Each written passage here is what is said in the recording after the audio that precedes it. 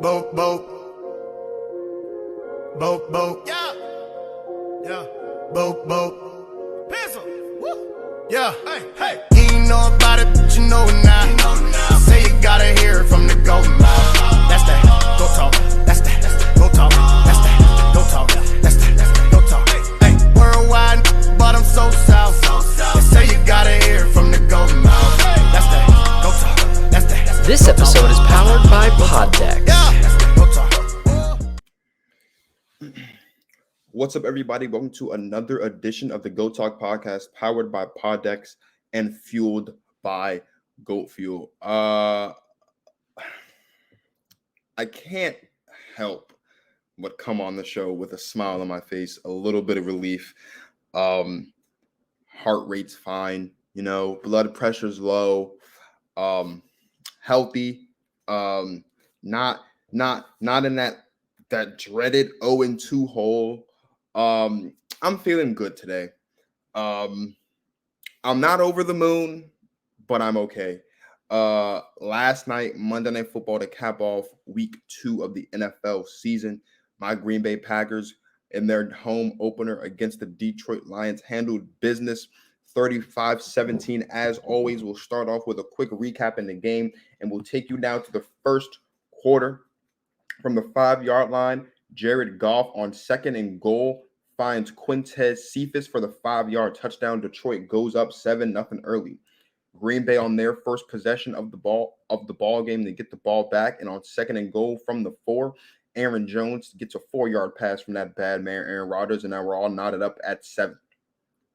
Fast forwarding now to the second quarter. Once again, Jared Goff. This time 2nd and 8. Finds TJ Hawkinson in the end zone for a touchdown. Lions take the lead 14-7. Green Bay gets the ball back on what is now their third possession of the game. They respond on a short pass, 2nd and goal from the 1 to Aaron Jones for the touchdown. Now we're all knotted up at 14.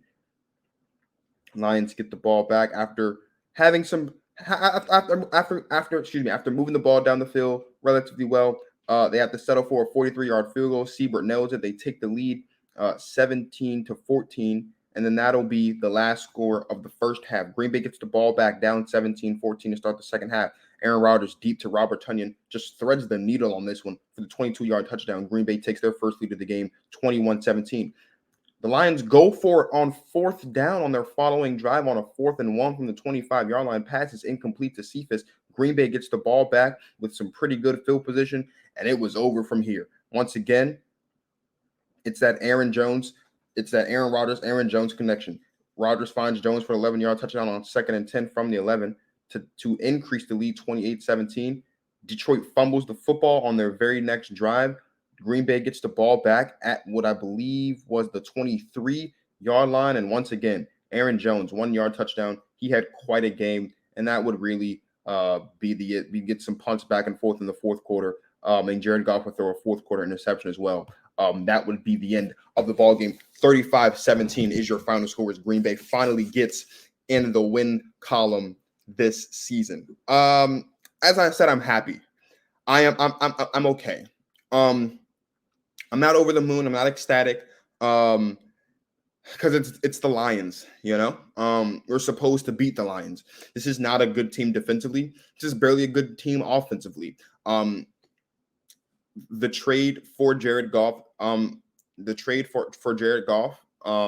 this offseason, I've said it several times, in my opinion, was a downgrade at the quarterback position. I think we're seeing that. I don't know if Jared Goff in Los Angeles is putting up the numbers that Matt Stafford has been putting up over these past 2 weeks. And I'll do you one better. I'm pretty sure if Matthew Stafford is playing this game against the Lions last night for the Lions, they score more than 17 points. I really do believe that. Big game, though, from Aaron Jones, right? 17 carries, 69 yards, had the touchdown on the ground. Then, of course, the 6 receptions for 48 yards and 3 touchdowns. Of course, Devontae Adams did Devontae Adams things, 8 receptions for 121 yards. But the big question for me going into this one was, how would Aaron Rodgers bounce back? Because last time we saw Aaron Rodgers on a football field, he looked absolutely atrocious. He looked terrible. He looked disinterested. He looked disengaged. That was not the Aaron Rodgers we've all known to love if you're a fan of the Packers, and hate if you're not. 22 for 27, 255 yards and 4 touchdowns. Beautiful way to bounce back. I like it. I'm okay with it. This isn't really a game for me where I look at it and I'm crazy about it. I expected us to win this football game because on paper we're just a better team. And I think even if Aaron Rodgers were to have and maybe this is me being a bit of a homer here, but I feel like even if Aaron Rodgers did have an off game, I think there was enough going on for that offense. I think there was too many deficiencies for the Lions on the defensive side to really make up for any deficiencies we might have had on the offense side of the ball. But this is the Green Bay Packers that we saw last season. This is the Green Bay Packers that is dangerous. This is the Green Bay Packers that if they continue to play this is a team that can make that run to the Super Bowl. It's nice to lock in. I'm not really concerned about this one though. I'm more concerned. I'm more concerned about next week Sunday Night Football against the 49ers. Now if we win like this against the 49ers, then I'll come on here and I'll be the obnoxious Packers fan that I am. The one thing I do want to discuss very quickly though about the NFC North really as a whole, because you look at this, Green Bay is now 1-1 after their victory, which means the Lions are 0-2.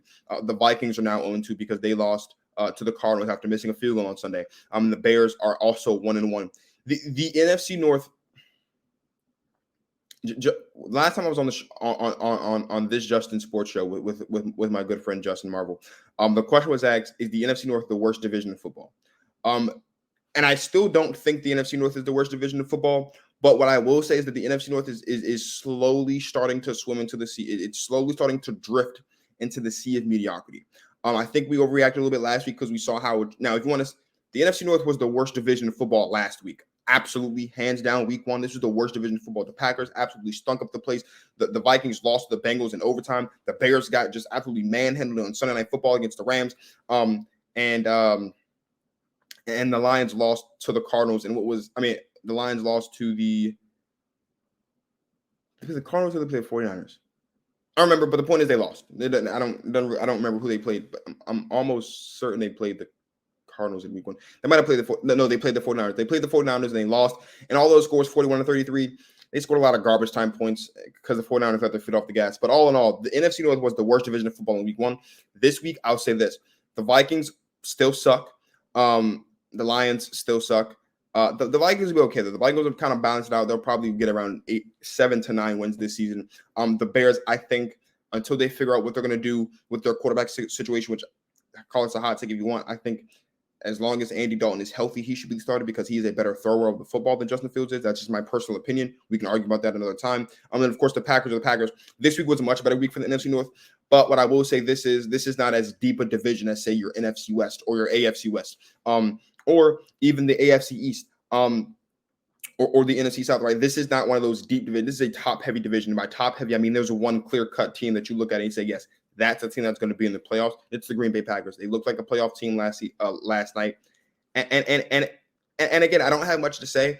This is not going to be a very long, drawn-out crowning of Aaron Rodgers or completely ranting or tearing apart. The Detroit Lions. The Detroit Lions. They stink. The Packers stunk last week. They had to win this football game. And I'll be honest, if the Packers lost this game, I would have come on the show and I would have completely ripped the Packers a new one. I would have, because there's no reason to lose to the Saints 38-3 and then follow up with a loss to one of the worst defenses in the NFL in week 2 at home. So again, it's nice to get the win. It's nice to be in the win column. It's nice to, technically be tied for first place. Well, we are technically first because we have a divisional win now, and so that technically makes us first over the Bears. But it's nice to be 1-1 with the Bears. I'm not really concerned about this game. It's a nice game. I don't have to come on here. I don't have to be upset. It's nice to wake up on a Monday. Or I'm sorry, on a Tuesday rather, after the Green Bay Packers have won a football game. And so that's really all I've got. And I'm sure that's kind of disappointing to you guys, but yeah, I'm not gonna. There's nothing really to be proud of, right? This is what you expect. You expect a dominant team to dominate bad teams. That's what happened. This is what should have happened last week, or at least it should have been a shootout last week. That last week sucked. It's nice that we got the win, but nothing too crazy. Moving right along now into the season predictions. Now, as you guys know, last week I didn't do that good. I was 6 for 10. This week we bounced back. I wanted to break 100. I wanted to break 500 this week. We did just that. The first record is the overall record, and then the second one is the week 2 record. So week 2 we went 11-5. With our picks. I'll go down the picks very quickly that we made and how everything turned out for us. This was another really good football week. We've had two really good back-to-back. We've had 2 weeks of football so far that have been just back-to-back outstanding weeks of football. And it's been a great thing to see. So starting with Thursday Night Football, accurately predicted to have Washington winning that one, had the Patriots winning. I originally said I was going to pick the Jaguars. I did switch my pick on Sunday to the Broncos. Broncos did that. Bills just absolutely dominated the Dolphins. 49ers got their win. Rams got their win. Raiders got their win. I picked that as an upset. They're looking pretty good so far to start the season. The other upset that I picked was the Bengals over the Bears, but the Bears got the victory there. So there's my first loss this week. I had the Browns over the Texans. I had the Saints over the Panthers. I'm actually glad that the Panthers won this game because Sam Darnold looked great so far. Through 2 games, his first ever 2-0 start in his career, and he looked great without Christian McCaffrey, which is a big up. So there's my second loss. I had the Cardinals over the Vikings, the Bucks over the Falcons. I had the Seahawks over the Titans, but Derrick Henry just played phenomenal football. It's hard to go against it. I mean, not hard to go against it. I mean, it's hard to beat Derrick Henry when he's at his best, and so there's a third loss there. The Cowboys beat the Chargers. Bryce bullied me about that. On Sunday, he said he tried to lure me in by telling me that he loved me, and then he absolutely crapped on my day. But the Chargers lost to the Cowboys, and then the Ravens beat the Chiefs in what was a classic. So my 5 losses, I picked the Chiefs or the Ravens. That one was wrong. I picked the Chargers over the Cowboys. That one was wrong. I picked the Bengals over the Bears. That one was wrong. I picked the Seahawks over the Titans. That one was wrong. And the last one that was wrong was I picked the Saints over the Panthers, and the Panthers got the job. So there's my 5. But 17-15 now on the season. 1 game over 500. It feels good to be over 500. And yeah, we'll go into next week again. Same thing. Try to stay over 500. Try to keep it going. I'm not exactly sure how many games are. I know that in a 16-game season, there's 256. I'm not 100% sure what it is. I'm pretty sure you just add 16, so it's 256 plus. What is it? It's 256, 272. I think it's a pick 272 now. But when it's all said and done, I just want to at least break 500 this season, and so far through 2 weeks, we've done that. Now let's move on to the good stuff, right? Let's get on to the good stuff. Let's talk about offensive and defensive players of the week, brought to you by Cookie Logo 19.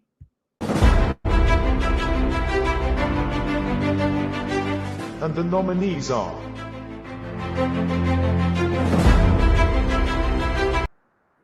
Again, big shout out to Cookie Logo 19 on Instagram for providing me with the graphic for GOAT Talk players of the week. If you guys remember back to last week in week 1, both offensive and defensive player of the week were from the Cardinals. Kyler Murray with the offensive player of the week.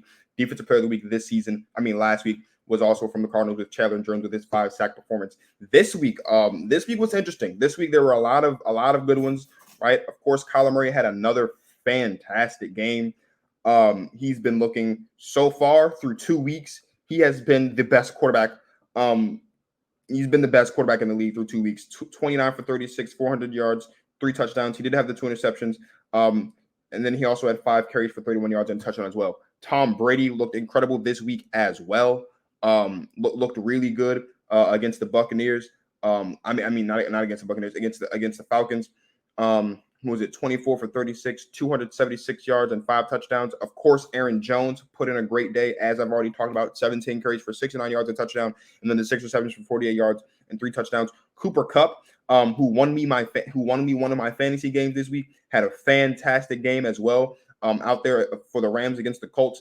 When he put up 9 receptions for 163 yards and 2 touchdowns on 11 targets. So he had a fantastic day as well. Derek Carr played really well.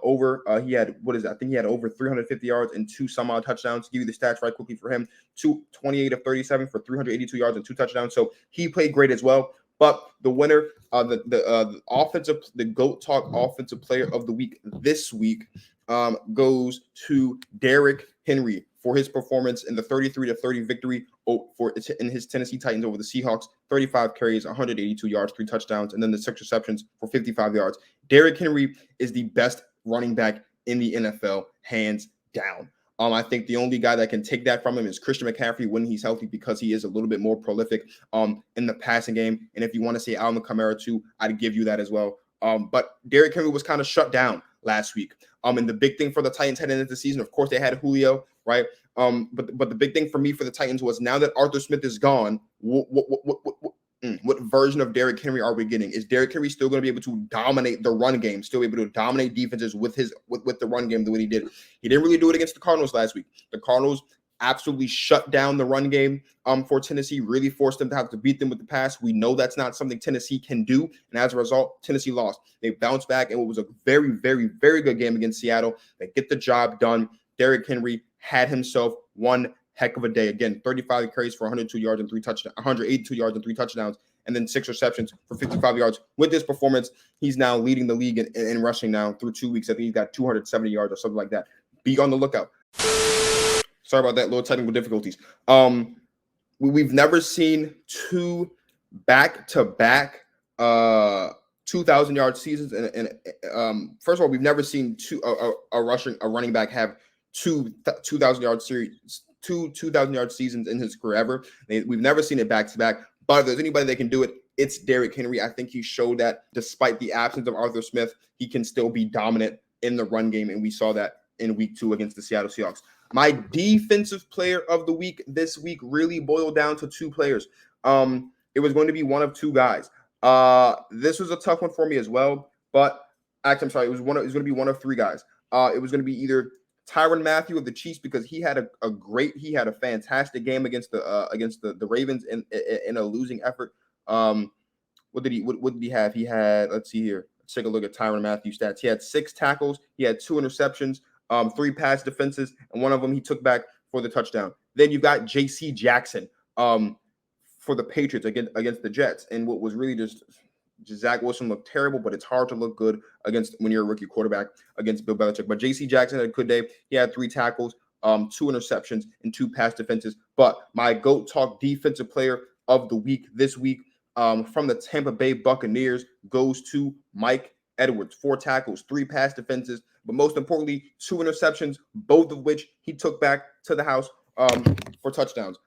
He's the reason why I won another one of my fantasy games this week with those 2 touchdowns. And no, I am not picking people that are helping me win fantasy, because neither the Arizona Cardinals or Kyler Murray are on either of my teams, and I picked them last week. But in all seriousness, though, these 2 guys played incredible. Mike Edwards, this Tampa Bay defense, we looked in week 1, and I thought that something that we might have to look at maybe was the cornerback depth, because Dak Prescott looked really, really good, right? There was some injuries that were sustained in that week 1, and we had to take a look at that cornerback depth. Mike Edwards stepped up in a big way. Now, albeit it is against the Falcons, whose offense has been lackluster, to say the least, these last 2 weeks, getting blown out 32-6 by the Falcons to kick off the season, and then, of course, getting blown out again this week, 45-28 to the Tampa Bay Buccaneers. But Mike Edwards played a fantastic ball game, 4 tackles, 3 pass defenses, 2 interceptions, and both of them he took back to the house. And so those are my GOAT Talk players of the week this week. Derrick Henry, running back for the Tennessee Titans, with his 35 carries, 182 yards, and 3 touchdowns, and his 6 receptions for 55 yards.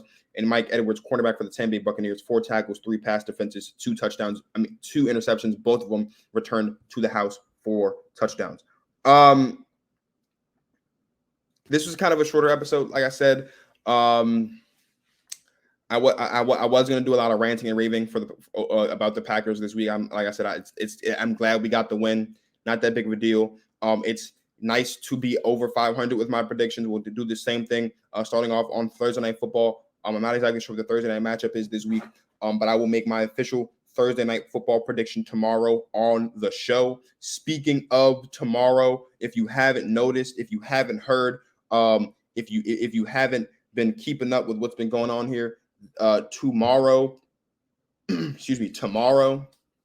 episode 100 of the GOAT Talk podcast. Yes, episode 100. It has been one crazy ride. I can tell you now there are 2 confirmed guests. Steezy A. Smith and Justin Marvel will be joining me on that special show. I will have some other people on the show, but I won't say who just yet. Those 2, everyone else will be on the show. You'll have to come on and see. 8 o'clock on the YouTube channel live. Check it out, please. I greatly appreciate it. As always, you guys, like this video, subscribe so you don't miss any of our other episodes. And we'll be right back here tomorrow with some more Go Talk podcast content. So again, thank you guys for watching. Thank you guys for all the love and support over these first 100 episodes. A lot more for the next 100. Of course, I won't get into it right now, but I will give a sincere, heartfelt thank you tomorrow on the show. It's been one crazy ride. It's been beautiful. The NBA season is just a couple weeks away, and so is season 2. An announcement about season 2 of the Go Talk podcast. So please also be on the lookout for that. So again, thank you guys for watching. As always, don't forget to like, subscribe, click the notification bell so you don't miss any new episodes. This is Marcus of the Go Talk podcast signing off. Thank you guys for watching. As always, enjoy the rest of your lives.